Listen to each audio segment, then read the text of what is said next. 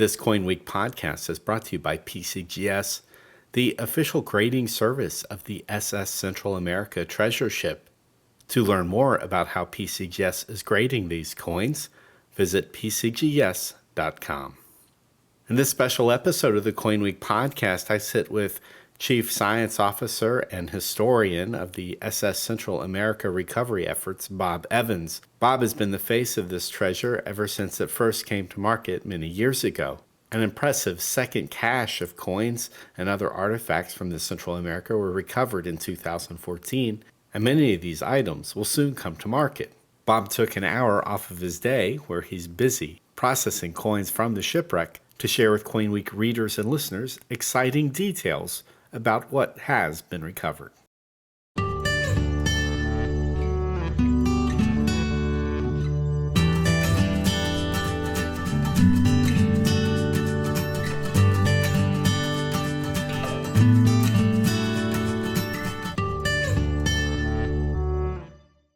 Hi, Bob. Thanks for joining me on the Coinweek podcast. With curation underway of the SS Central America Treasure Haul, this must be a very exciting and stressful time for you. Well, it's my pleasure to be with you, Charles, and yes, indeed, it is a very exciting time. You've been involved with this shipwreck for more than 20 years. And for those just learning about this amazing cache of gold and silver coins, gold ingots, and artifacts, explain how you became involved with the SS Central America treasure story and what it's meant to you in your professional and personal life. Well, the project founder, Tommy Thompson, was literally my neighbor. And I first heard about the SS Central America from him late in 1983. So this has actually been over 34 years for me now that I've been involved in one way or another with the SS Central America, its treasure, its story, the search for it at first. I am, by, I guess, general acclamation, the chief scientist and historian of the project, the curator of the treasure, and a major source of information about the science and the history and the numismatics of this wonderful historical treasure. And what was it like that moment you hit pay dirt and found the ship? I mean, that must have been a tremendously exciting moment, but I'm sure at the same time also terrifying, because you still had to go down there and bring the gold back up. Well, I suppose one of the funny things about the actual finding of the ship is that, of course, we were looking for it. This wasn't an accident. It took a lot of deliberation and a lot of years and a lot of research to take us to that moment. And I actually was there the moment we first came across the paddle wheel in the middle of this shipwreck. But my immediate concern was that I felt that the ROV that we were employing at that time and the direction we were going was a little too low, and that the sonar indicated that there was a high spot that we were about ready to run into. and so my I guess my immediate ecstatic reaction, which was certainly the reaction of all those around me in the control room, the other four guys who were there, was somewhat tempered by my concern for our equipment. And it wasn't until, I suppose, a few moments after that it all began to settle in on me that, yeah, in fact, we had found the Central America. I guess this is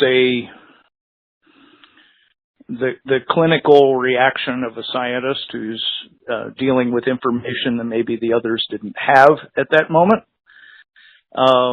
Yes, I was extremely excited, but I was also concerned. Then, when a week or so later, we got to the point where we dusted off an area where there was a huge concentration of treasure, which turned out to be the commercial shipment area, or a portion of it, on the shipwreck, and we just see gold bars and coins carpeting the seafloor. That was just beyond belief. I mean, talk about, we called it the Garden of Gold, and it literally looked like it. There were sea creatures living on the gold, which is quite a scene to see these corals and sponges and everything else actually attached to gold bars on the bottom.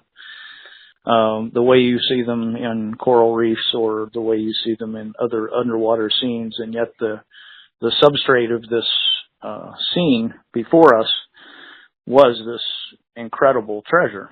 It quite a moment and quite a find. You know, at that time, though, when you're recovering this gold, I mean, what was Tommy Thompson's reaction? I mean, obviously, you know, his legal problems, you know, which persist to this day, have hung a cloud over, you know, your memories, I'm sure. But before all of that, you know, this moment must have really been the realization of an amazing journey for him. He must have been on top of the world. Oh, it was an amazing experience for all of us. I mean, I'd been working on it since 1983, and this was 5 years later. You know, we'd gone through a lot of trials and tribulations. We had competition out at sea. We had we spent a year on the wrong wrecks. I reviewed the sonar information that following winter and found another promising site in the sonar information, which turned out to be the actual SS Central America. It had been called Geology, in other words, a pile of rocks, by the sonar operators, but it turned out to resemble another pile of rocks, a shipwreck we spent a lot of time on that had a huge pile of coal associated with it. We expected to find a huge pile of coal. Coal was both the fuel and the ballast of the SS Central America. So, yeah, the culmination of you know, a lot of effort, a lot of dreams for all of us. As you know, there's always present a conflict between the collecting world and the science of archaeology. Collectors view themselves as playing a crucial role in preserving and studying objects, keeping them relevant to people in the present time, whereas archaeologists have more of a focus on a standard of scientifically dissecting an area, excavating objects, accumulating data points about objects, you know, for the sole purposes of a broader scientific study.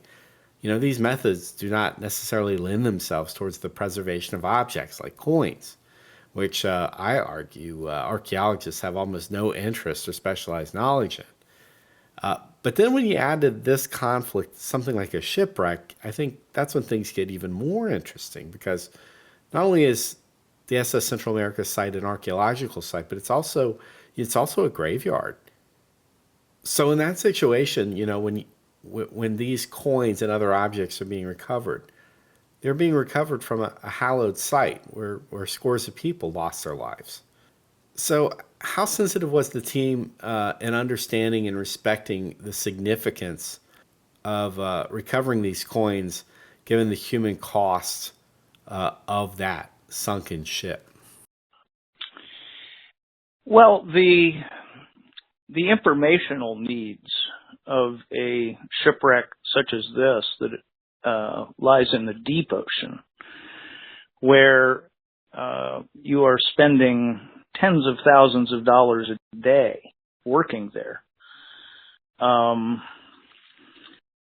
hand in hand with the archaeological need for both information and for the care that you take in preserving that information as you are disturbing a site. Archaeology, by its very nature, is, well, let's say destructive. You are excavating. You cannot do that except once. And so you do it very carefully, particularly when every moment you are excavating on the site, you are in the act of creating information, but in fact also in the act of eliminating that information for all time.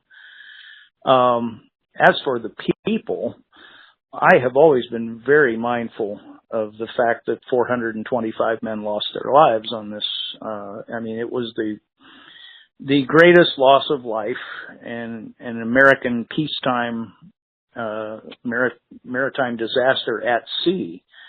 There were two other, I believe, maritime disasters. One occurred in Lake Michigan, another on the Mississippi River, where there was greater loss of life, but these were river boats or lake boats, and really not quite the same kind of story that what we're talking about here, with a steamship carrying gold from the California Gold Rush, lost in a hurricane off the Carolina coast. Every year on September 12th, I send out a memorial email to a list of people that I have compiled over the year, reminding everyone to pause this evening at 7 o'clock Eastern Time and mark the moment when the Central America sank. In 2014, I had the honor and privilege of conducting a service on the bow of our ship, tolling the bell for that minute that commemorated the loss all those many years ago. So we pay attention to these details, and we are not we're not bulldozing an Indian mound here. We're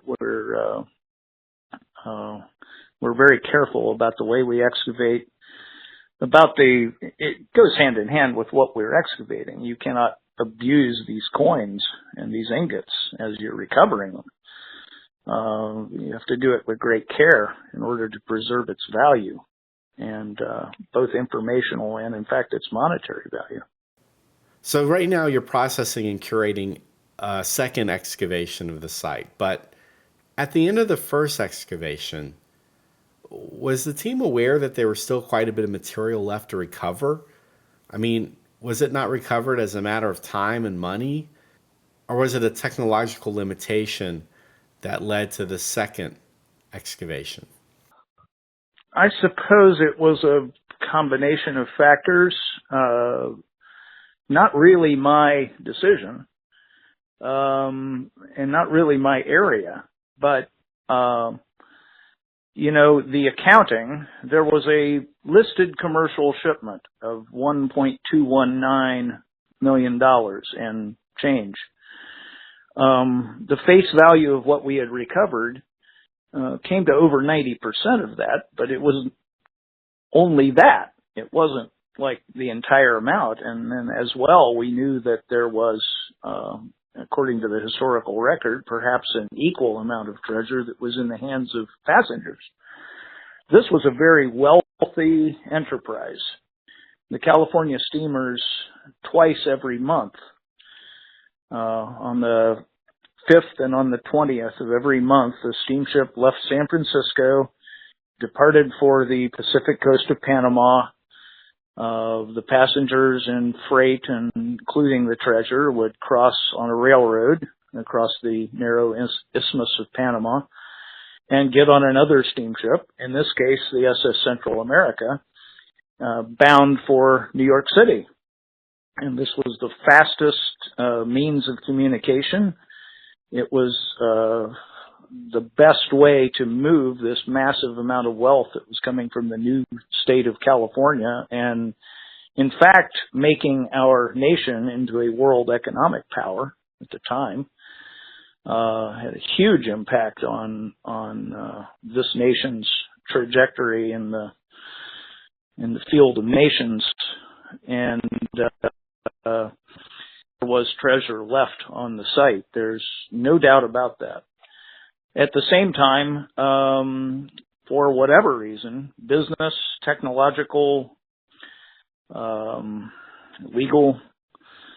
We got involved in court cases with insurance companies who claimed that they had paid claims on the site, and so we had trials in Admiralty Court. We had a number of things going on that made it so after 1991 we did not go back out to sea.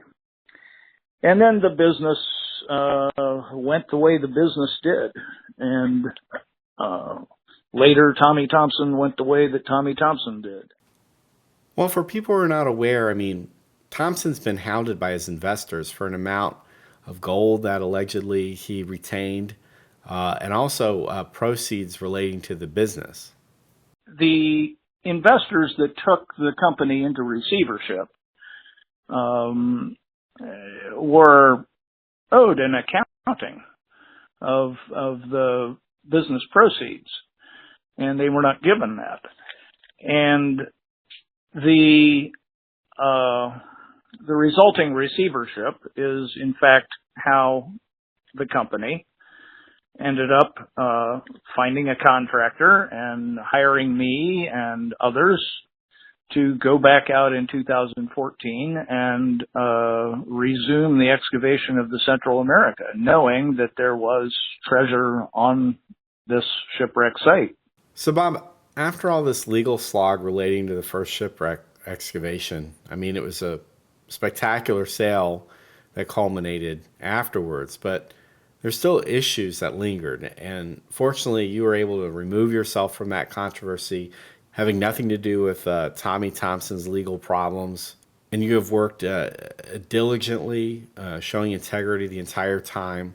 But for you, I mean, what was it like going back to this site where, you know, at first you had basically this crew, a team of dreamers who fulfilled their life's ambition, and now you're going back and it's business and it's familiar, but yet so much has changed. Well, it's really interesting going back to this site after 23 years. It was both poignant and emotional, as well as just utterly fascinating, because there were some things that had changed on the site. Obviously, it had been, almost a quarter of a decade of further degradation, further rust deposit. I had left experiments down there that we had devised back in the early 90s to test for wood degradation, for instance. And these untreated posts that we had stuck in the sediment down on the bottom, they had vanished. So they had been eaten all the way down to the mud line in just 23 years. It tells you something about how quickly that happened the first time around when the ship arrived there. This ship must have been reduced to essentially rubble very quickly in the first few years, and we did not find any live shipworm animals inside of the remnants of those posts that we left down there in 1990. So this was to be able to even conduct a 23 or 24 year experiment as a scientist is a somewhat unusual thing. And so the fascination was certainly there for that. And at the same time, it was the same old site. Things are in the same places, and we can expect to find gold in the same places. Gold in new places that we hadn't been able to explore before because the equipment was so rudimentary the first time around. I mean, it was remarkable what we were able to accomplish. But back then we were using an ROV, Nemo, of our own design that had been, you can think of it as having the power of a riding mower, 20 horsepower or 25 perhaps. Now we have a 200 horsepower,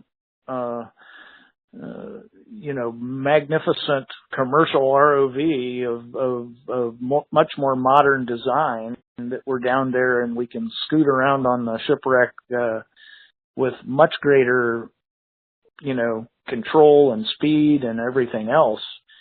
So it was a whole new game. And it was just a wonderful experience all around. And to see it after almost a quarter of a century again, it was very emotional and very, very exciting.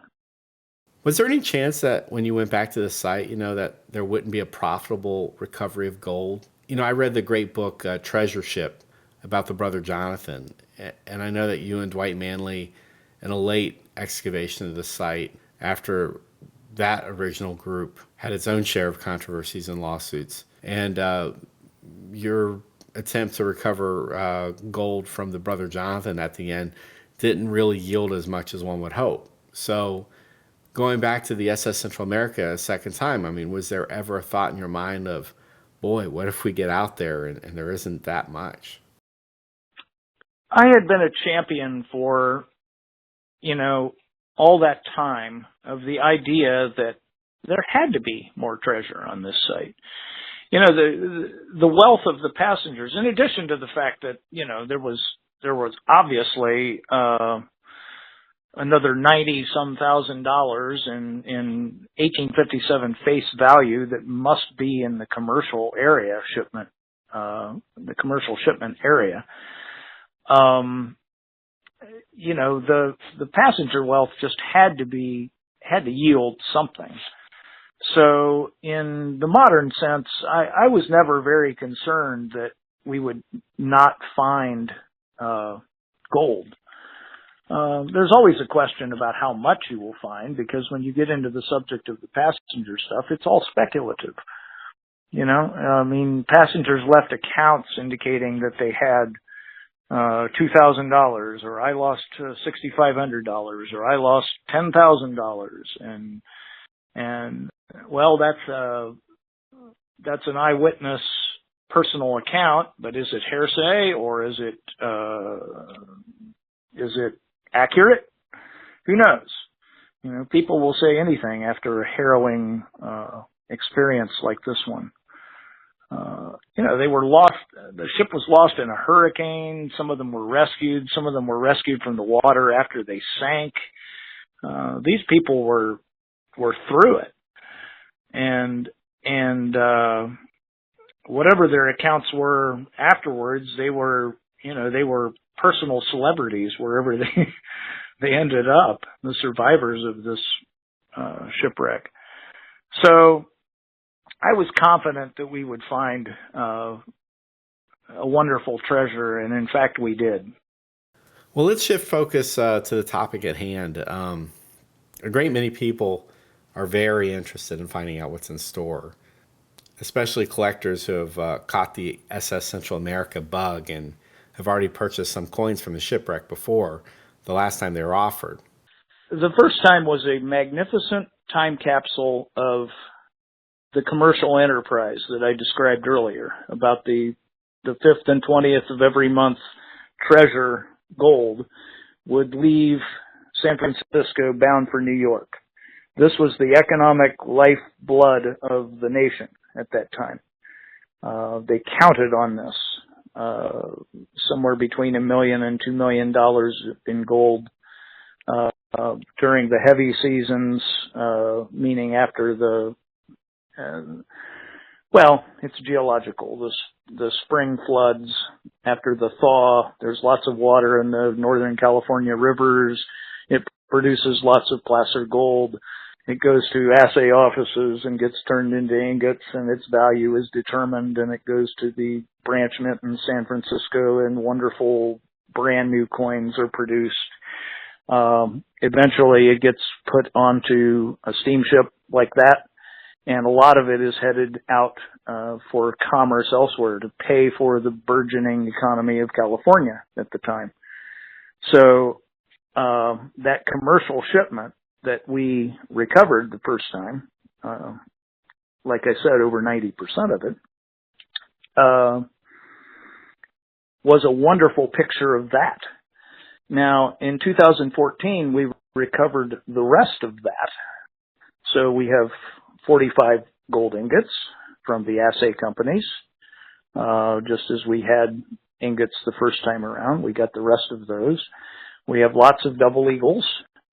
But then we got into, we had completely new technology with a lot more horsepower, a lot more computer control, a lot more information gathering, and we completely explored the shipwreck site. So we got into areas where we found lots of smaller deposits, which were obviously and likely passenger deposits.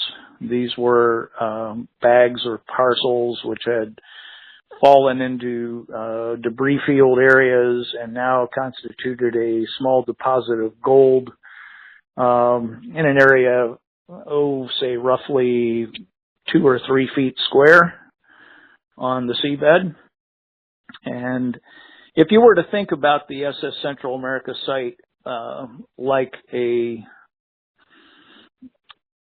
an abandoned town, a ghost town, or something of that nature in the West, every one of these deposits would be considered a treasure unto itself. And every one of them has a suite of gold in them that says something about that entity, about that person. And some of these are just absolutely fascinating. Some of them are just festooned with foreign gold or California fractional gold. We recovered 4 Cal fractional quarter dollars the first time around back in 1990 or 1991. They came up in the sweepings from that commercial shipment area. Who knows? It had intermingled from a passenger area or something like that had happened. But now we have over 100 of all different kinds, quarter dollars and half dollars and dollars and in both round and octagonal, fascinating stuff. So I was going to say, and if you have never seen a Cal fractional quarter dollar gold coin, I mean, this is a minuscule, wafer thin coin. They defy description. I mean, people would not even think of them as a coin. We look at them now and we marvel about how did you handle this? You know, I mean, it's you had to have them in some little leather pouch or something in order to just keep track of them. They're about the profile of the end of a cigarette or a pencil, and wafer thin, made by jewelers in San Francisco at the time. And then we have U.S. mint material of every denomination that was in circulation: dollars, quarter eagles, $3 pieces, $5 pieces, $10 pieces, and of course double eagles. So we've got the whole suite of smaller gold that constituted the street money. And that's what's exciting. Well, it's all exciting to me, but that's something that is particularly exciting to me because you can just imagine, this is what you use to pay for a night's lodging or for a loaf of bread or for, it's your day-to-day commerce. It's not the vast shipment of business wealth from San Francisco to New York. It's like, what did they use on the street? How did you pay for an evening's entertainment? It's great stuff. And the foreign gold mixed in there. This is a time when gold was money. Now, in 1857, the mint had removed the legal tender status of what they considered to be foreign coinage. But obviously that was not exactly accepted in California immediately. Gold was gold. There was a popular book around at the time from Eckfeld and Dubois, the assayers at the U.S. Mint, that gave the values of all of these foreign coins. And you can imagine that merchants out there in California had copies of this, so they could say, oh, yeah, a sovereign, that's worth, $4.85 or whatever it was. And I have the book, but but I'm not, I don't have it in front of me right now. What was 20 francs worth? What was 10 guilders worth? What was Peruvian, to a scudo worth? These things this was the money. And so we really are just, it takes you right there. I've never experienced anything like this before in terms of, looking at this and just the flights of imagination and the mystery involved in looking at a suite of these coins and trying to figure it out. It's just very exciting. So are any of the minor coins, the silver coins or the copper coins, I mean, these are obviously made of metals that don't react well to salt water over a period of time. But whether they're salvageable or usable or not, did any of that material come up as well, or was it all lost? Oh, yeah. In fact, there are a couple large cents sitting over here in a container not far from me in the lab. I'm talking to you from my laboratory right now because I'm working day after day, curating this material and preparing it for market. Yeah, the copper coins are, compromised, let's say. They don't do well. Now, there was a good deal of silver that we found, dimes and quarter dollars and half dollars that were in bags that were inside a safe that we found. And those are extremely exciting, and have some considerable chance, I think, of turning out okay. That was an anaerobic environment, very blackened. Oxygen was quickly used up inside that safe, which is probably about I can't think of an easy analogy for how big it was, but it's not a very big box. Maybe 2 feet by 3 feet by 3 feet high, something of that nature. And, we actually measured it on the ship, but I don't have that readily at hand. I mean, we put a measuring stick down and tried to get a handle on how big it was. Before we tested it, found that it was not going to be movable. Iron does not do very well at all down there. And so we opened it on the bottom and removed the contents. The contents are fascinating. Part of the contents was a bag that held close to 9,000 dimes. Inside the bag of dimes, there was another bag that had exactly $400 in small gold. And there was another sack that was all quarters and half dollars. This, because of its position in the safe and because of the nature of those coins, I believe, was the ship's money. This was the actual money that it took to operate the steamship from New York to Aspinwall, which is the Caribbean coast of Panama, and back. So this is what they'd be buying their victuals and coal and paying those dimes were the daily pay of the sailors that were operating the ship. So we have the cash box of a major mid-19th century business. What a find. It is just amazing, One of the images that I saw come my way, which I found very interesting, is a sort of a leather-looking poke that contained gold dust. Now, I can't imagine such a thing is very common anymore. Something like that to be preserved intact, I mean. So tell me about this item. To say the least, Charles. I mean, it takes you right there. I mean, there were a couple of parcels inside this safe as well. Obviously, had been consigned by a passenger or a couple of passengers, a few that were, one of them was a saddlebag, literally a saddlebag that you'd put on a horse or a donkey or a mule. and it had been wrapped up and then sealed with wax so that it was tamper evident. And inside of that saddlebag were these big pokes of gold dust. And we have not opened those yet. In fact, we hope to put those on display at the upcoming Long Beach Expo. And they're absolutely amazing. Talking about pieces that take you right there.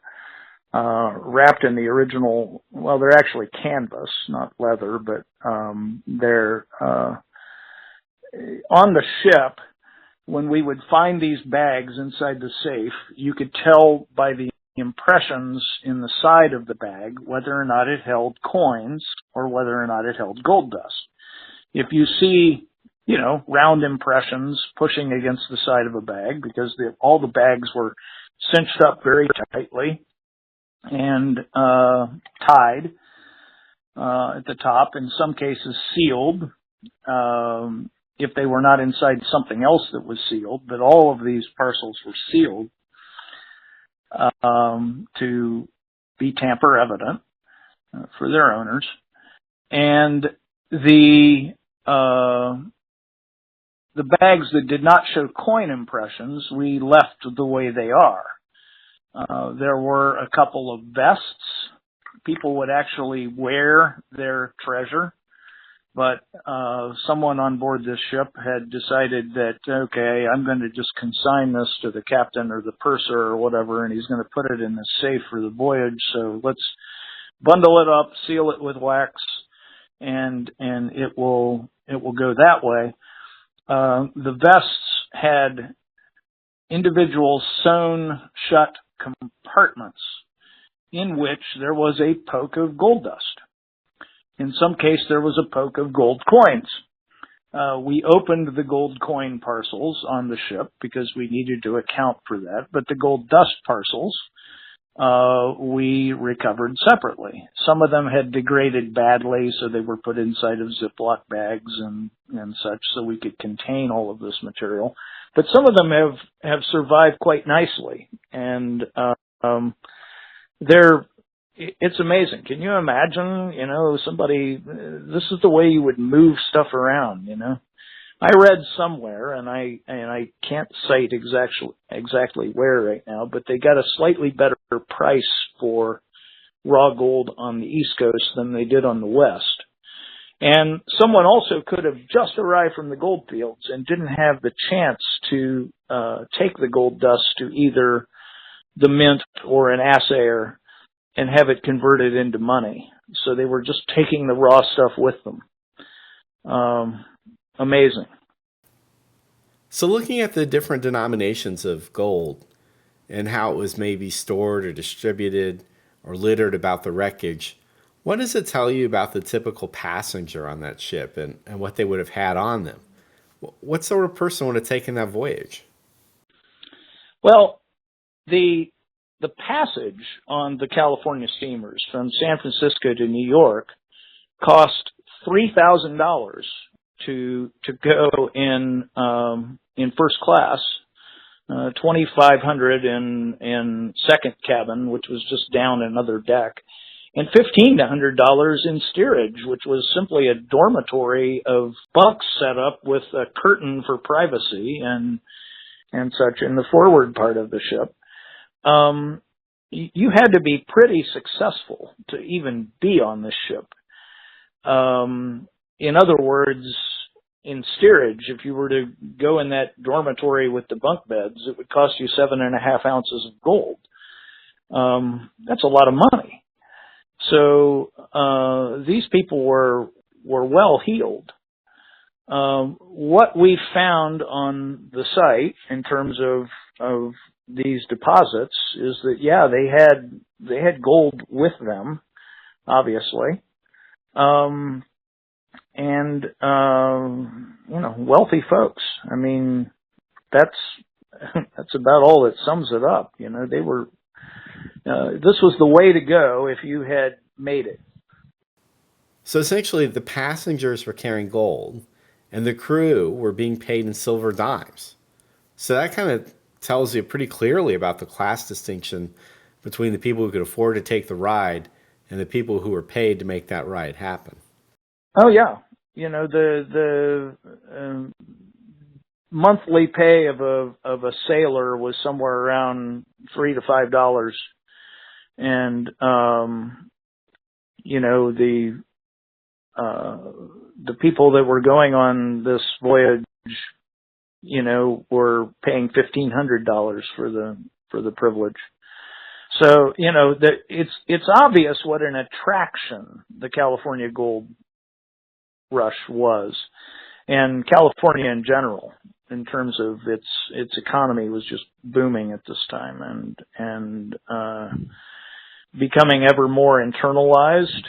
The loss of the Central America made Californians think more about keeping more of their wealth at home and not shipping so much of it out, and maybe developing industry locally. The loss of the Central America spurred on in both editorial comments in the newspapers and in fact, more ideas about the construction of a transcontinental railroad in order to avoid the perils of the sea. It was quite an impetus for a number of historical developments. It exacerbated the Panic of 1857, which was initiated by over-speculation in Western rail stocks and various other things, the solving of the Crimean War, and so not as much grain was being shipped overseas, and there were a number of things like that. But when this, imagine if wire transfers of wealth like we have today, imagine if a wire transfer of wealth could cost over 400 lives. That's the kind of impact psychologically that this had on people. All of a sudden, this transfer of wealth that we've counted on all the time, it's deadly, or it's potentially deadly. It's a hazardous, perilous voyage. A hurricane could sink you. It's bound to change people's ideas about the consequences of this industry, this shipping and this voyage. By the same token, though, if you go on the ground, across the vast expanse of the American continent, I mean, that was also a highway of death for people. So it really wasn't that easy. And it's 4 or 5 months instead of 24 days. So that's the difference in the price, I mean, this ship also carried the mail. There were like over 30,000 letters that were lost when the Central America sank. This was, it's hard to imagine a time when California is now a state. People on the East Coast, in the halls of government and the halls of commerce, have to communicate with California. And one-way communication takes 24 days. Two-way communication takes like a month and a half. The telegraph didn't go through until 1862, which, was instantaneous, or as they said in the time, now it can carry messages at the speed of the lightnings. So before that, it was either the speed of a horse or the speed of steamship. So information flow was a very important part of the steamship trade as well. It's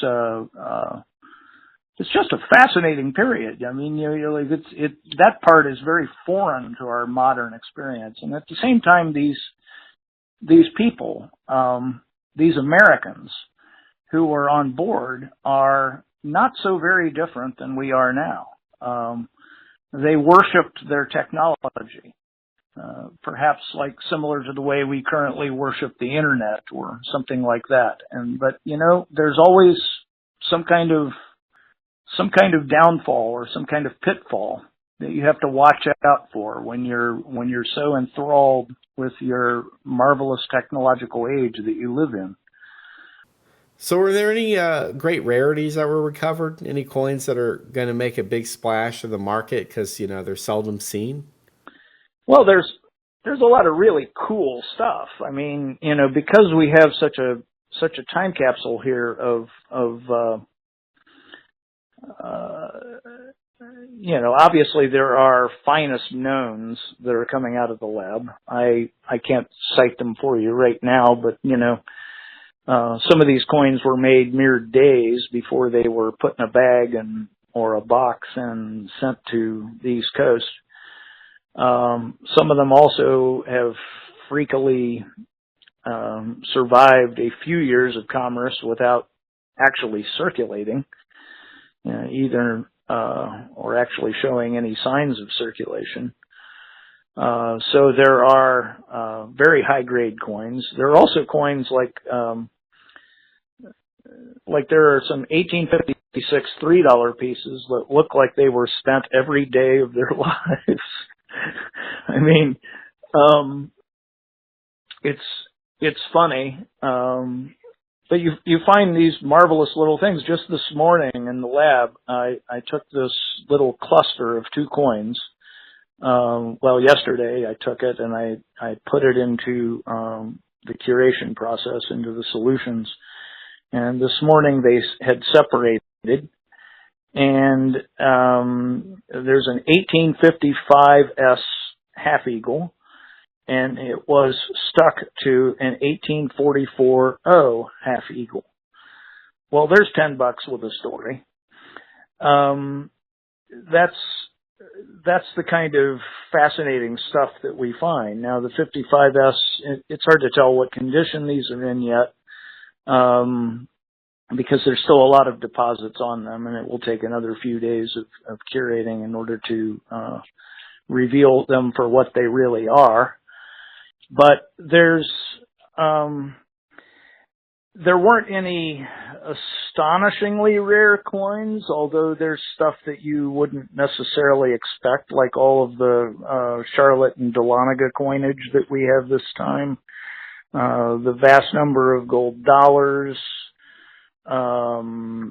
Like I said, it was the street money, and so we have a lot more numismatic variety this time around than we had in the initial 1988 through 1991 recoveries. We filled out the list of the privately minted stuff, the Pioneer gold coins. We have $20 gold coins from the U.S. Assay Office. We have $20 gold coins from Wass Molitor and Moffitt and Company. Those were oddly missing last time around.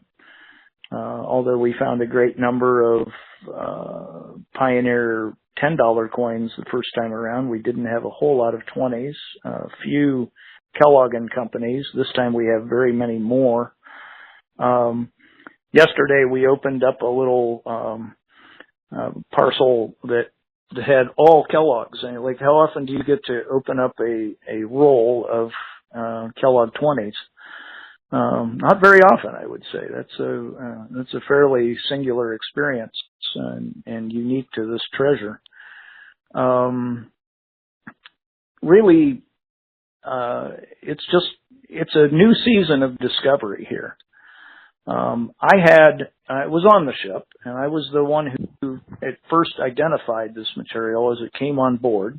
I was there as my role as chief scientist and historian, and it was handed to me in the secure coin room, and I identified it until the archaeologist would then put the coins into storage that would then go into a vault. But I had 10 or 15 seconds a coin to identify stuff. It has deposits all over it, rust and limestone and organic deposits. It's come from a geological environment where it sat for, well, in 2014, it would have been 157 years. So, stuff has accumulated on it. And I was able to read, in most cases, the bare identities of this material, but I couldn't tell anything about its condition. I didn't have much time with it. And now now I have it to discover all over again. It's wonderful. It is absolutely wonderful. One of the coins in the picture set that I saw that I'm sure is going to cause quite a splash if it does come to the market is this beautifully rainbow toned double eagle. Can you tell me a little bit about that one? Well, yeah, there's a fantastic array of blue and golden tones on this double eagle that came out. It's a 1857S, the signature coin of the shipwreck. And for whatever reason, it sat in an environment where this wonderful toning got on it, and we're all of us just utterly fascinated by it. It's got blue and golden and reddish, and it doesn't happen under normal circumstances. Let's put it that way. And it's in both fabulous condition, and it's got beautiful toning. So what's the next step for the coins after they're curated? Are they going to go to PCGS for certification and grading and then perhaps to the market? Well, that's my understanding, is that PCGS is going to grade them, and then they will be packaged for the market. Exactly how that goes about is somebody else's business, but I'll definitely be with it hand in hand at all exhibitions and coin shows and everything else. People can look forward to talking to me probably at great length about this whole matter here in the very near future, as soon as the curating is done. Well, I look forward to seeing the coins for myself. I'm going to be at the Long Beach show, and I'm going to bring my camera, so maybe we can take a few minutes to go over some of these amazing things that you have on display, and I look forward to seeing the coins. And, in my opinion, this is going to be the numismatic story of 2018. So I want to thank you so much for taking the time to talk to me today, Bob. It's been my pleasure, Charles, and I look forward to seeing you and all other curious individuals, both at Long Beach and at other venues in the future. Thank you.